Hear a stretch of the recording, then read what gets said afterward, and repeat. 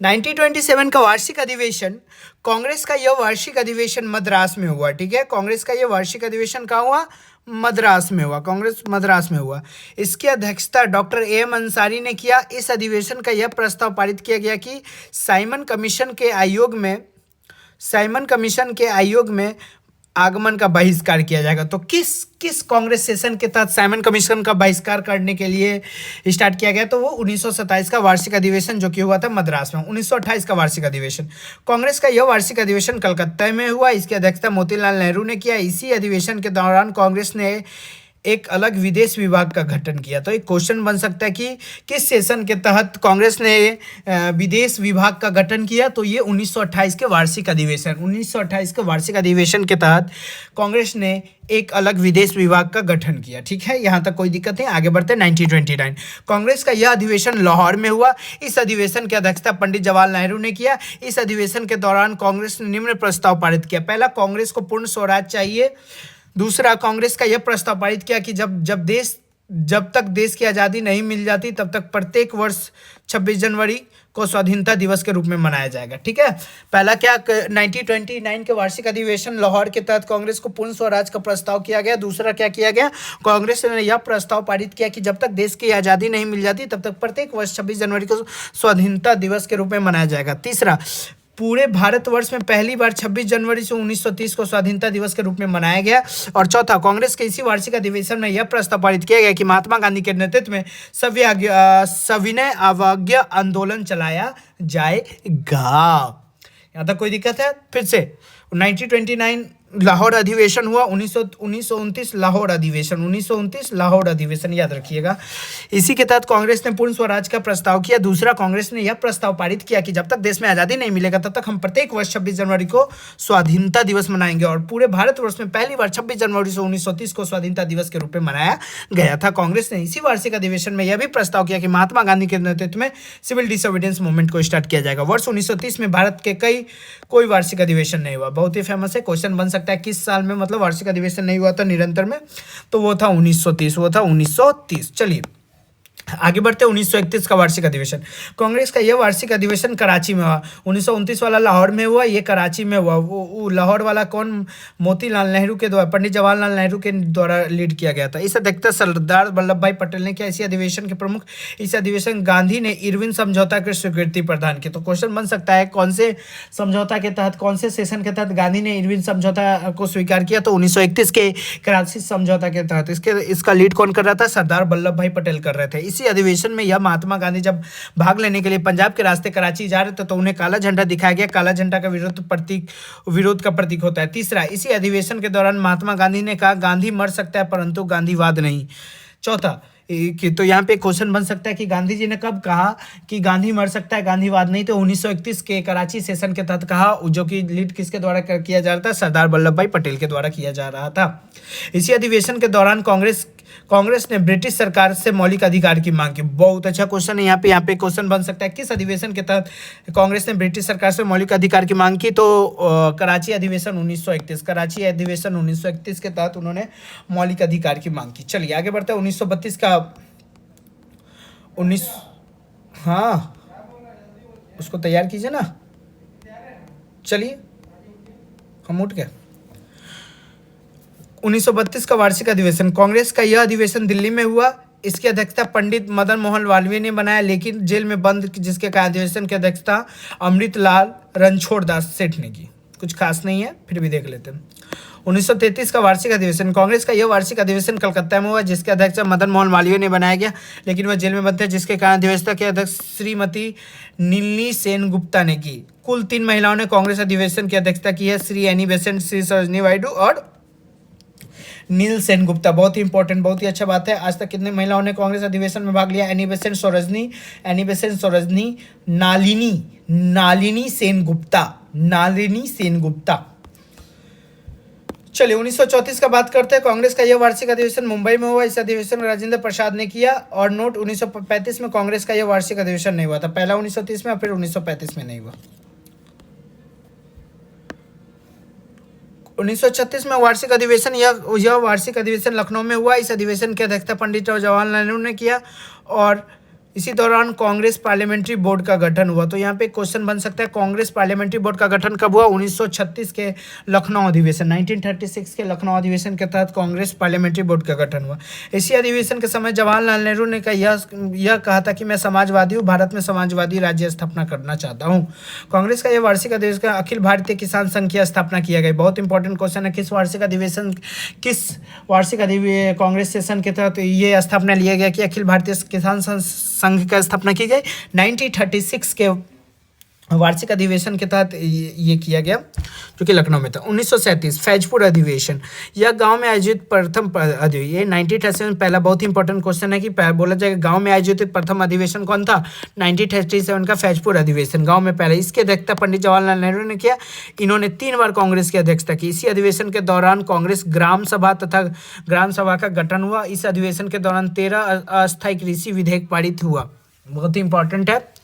1937 में पहली बार गांव में हुआ, फैजपुर में हुआ, और इसके लीड कर रहे थे पंडित जवाहरलाल नेहरू। पंडित जवाहरलाल नेहरू ने ये मिलाकर के तीसरी बार किया। इसी अधिवेशन के दौरान कांग्रेस ग्राम सभा का गठन हुआ। कांग्रेस ग्राम सभा 1937 फैजपुर अधिवेशन, जवाहरलाल नेहरू। इसी अधिवेशन के 13 अस्थायी कृषि विधेयक पारित किया गया। चलिए नेक्स्ट, 1938 हरिपुरा अधिवेशन, यह गांव में आयोजित दूसरा आर्थिक वार्षिक अधिवेशन था। इस अधिवेशन की अध्यक्षता सुभाष चंद्र बोस ने किया। इस अधिवेशन के दौरान राष्ट्रीय नियोजन समिति का गठन हुआ। राष्ट्रीय नियोजन समिति, बहुत इंपॉर्टेंट क्वेश्चन है। राष्ट्रीय नियोजन समिति 1938 के हरिपुरा अधिवेशन के तहत हुआ। इसका लीड सुभाष चंद्र बोस के द्वारा किया था। इस प्रथम अध्यक्ष पंडित जवाहरलाल नेहरू को बनाया गया था।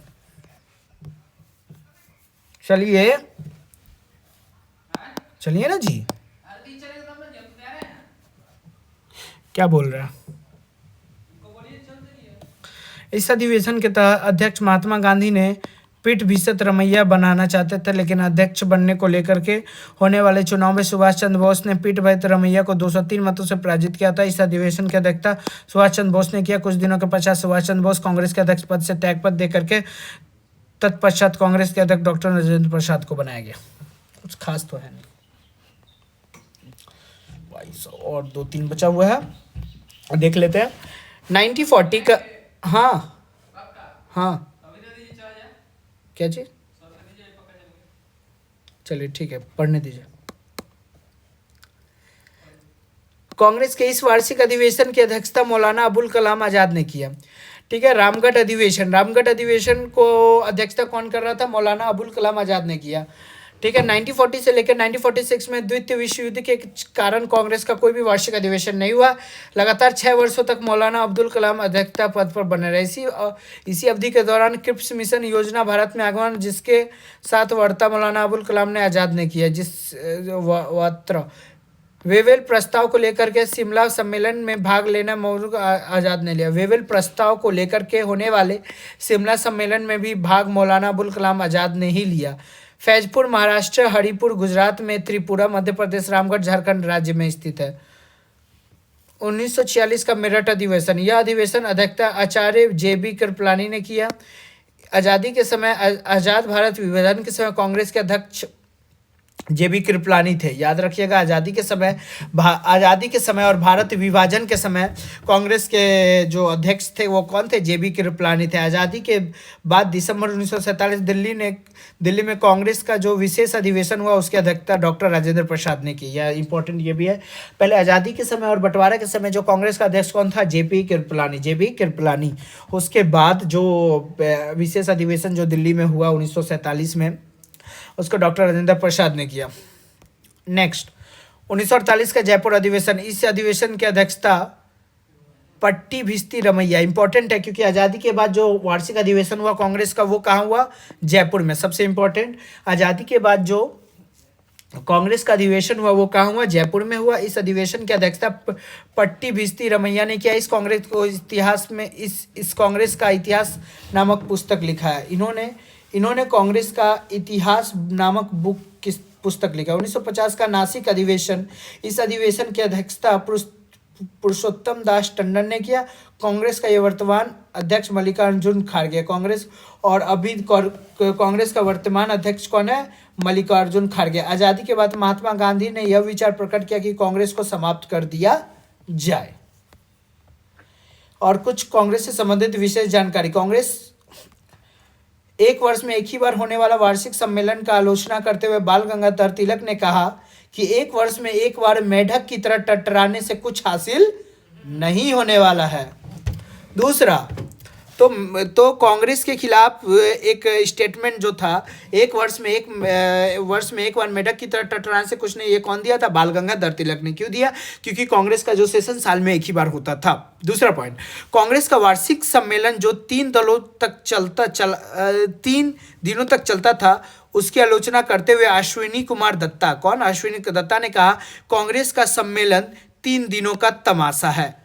3 दिनों का तमाशा है, मतलब इससे हमको ये पता चला कि कांग्रेस का सेशन मेनली चलता था कितने दिन? 3 दिन, साल में एक बार 3 दिन चलता था। इसलिए दत्त ने क्या कहा? अश्विनी कुमार दत्त, ये 3 दिन का तमाशा है। बाल गंगाधर तिलक ने क्या कहा? कि साल में एक बार टटराने से कुछ हासिल होने वाला नहीं है। तीसरा, शुरुआती वर्षों में सिर्फ शिक्षित लोग ही कांग्रेस के सदस्य बन सकते थे। इसकी आलोचना करते हुए लाला लाजपत राय ने कहा कांग्रेस का वार्षिक सम्मेलन शिक्षित भारतीयों के मेले के समान है। मतलब स्टार्टिंग में इसमें क्या होता था कि शिक्षित लोग ही जाते थे, इसलिए लाला लाजपत राय चिढ़ गए और बोले कि ये वार्षिक सम्मेलन शिक्षित भारतीयों का मेले के समान है। चौथा, लाला लाजपत राय ने कांग्रेस को लेकर के सेफ्टी बल्ब सिद्धांत दिया और कहा कांग्रेस लॉर्ड डफरिन के दिमाग का उपज है। कांग्रेस लॉर्ड डफरिन के दिमाग का उपज है। पांचवा, बंकिम चंद्र चटर्जी ने कहा कांग्रेस के लोग पदों के भूखे राजनीतिज्ञ हैं। कांग्रेस के लोग, बंकिम चंद्र चटर्जी ने कहा कि ये कांग्रेस के लोग भूखे पदों के रहे। छठा, अरविंद घोष ने कहा कि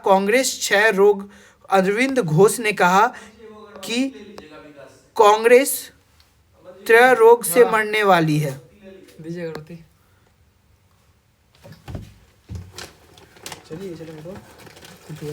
तैयार नहीं हो गया, साला को कल हम अगरबत्तियों दिए थे, हम तो चीर बढ़ते है के वो भाई ले जाइए, बस हम खत्म करते रहे। क्या नहीं उसको देते हैं भाई। चलिए ना, ये मेरा हो गया, 2-3 टॉपिक और। बिपिन चंद्र पाल ने कांग्रेस को याचना संस्था की संज्ञा दी। बिपिन चंद्र पाल ने क्या बोला? कांग्रेस को याचना संस्थान की संज्ञा दी। 8वां, लॉर्ड डफरिन ने यह कहकर कांग्रेस का मजाक उड़ाया कि कांग्रेस अल्प जनसंख्या अर्थात सूक्ष्मदर्शी जनसंख्या का प्रतिनिधित्व करने वाला संगठन है। 11वां, लॉर्ड कर्जन ने कहा कि लॉर्ड कर्जन ने कहा कांग्रेस का मल भरभरा के गिरने वाला है। हमारी इच्छा से कांग्रेस की मृत्यु उसका साथ दे सके। हमारी इच्छा है कि कांग्रेस की मृत्यु में उसका साथ दे सके। तो ये था टिप्पणी देने वाले लोग। अब इसको यहीं पे ख़त्म करते हैं।